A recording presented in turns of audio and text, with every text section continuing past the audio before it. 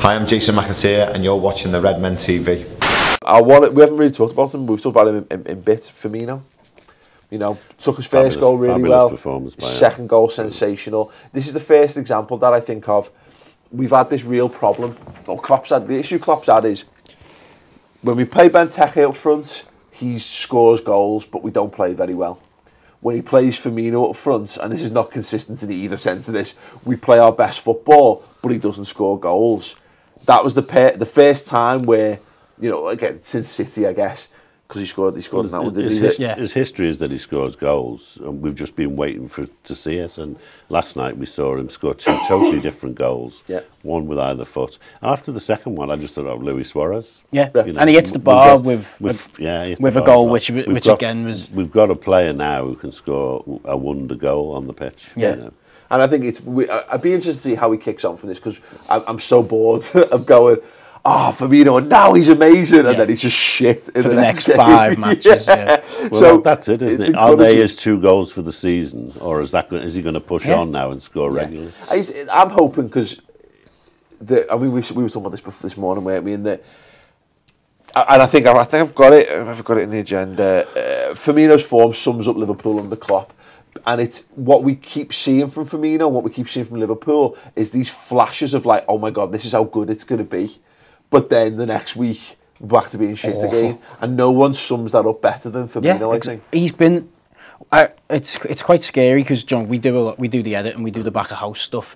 And I was looking for a show the other day, and we did a show called Firmino's Brazilians. Yeah. And you think, God, that's quite embarrassing after the performances of the last few weeks, because he's been a 0 out of 10. He's been on the pitch and anonymous, and you're like, oh. And now, last night, he was fantastic again. Yeah, and it was Brazilians last night. It was, and if that ball goes in, the one that hits the crossbar, that is the most Suarez-y hat-trick any player scored other than Suarez for Liverpool in 10 years. Well, it's a bad one, because he scores 2 goals, 2 really good goals. He has that one when he turns to the box, he's left foot and it clips the crossbar. He has that one in the box when he flicks it onto Moreno, who skies over the bar.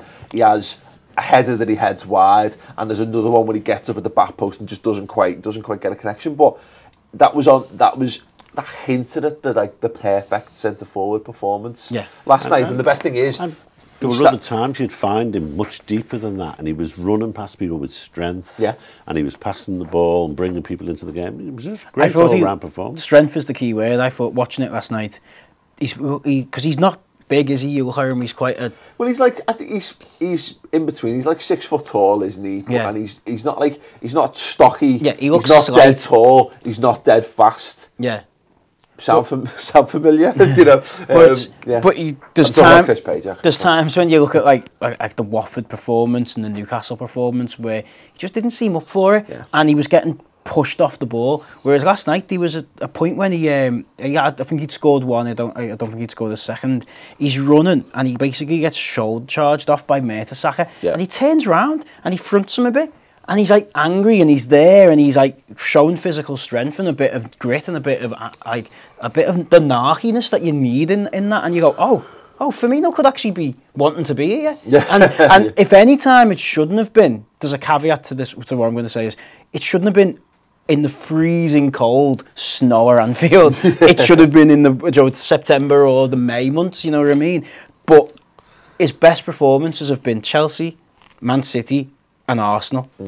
What's the correlation between them? Was he looking for a transfer to a better club? Well, you know what I mean? Like that's the most horrible way of looking at it. But the other way is, he plays better against teams who play a certain way against us, and against better teams. Is the same. We play better against better teams. Yeah, I think it comes back to this thing. I think it's easier to work a tactical game plan against a team that thinks they're going to beat you. Whereas when you come against a team that's happy to not get beat or whatever. To see what United think. Well, exactly. That's good. Well, obviously we've got that in due course. But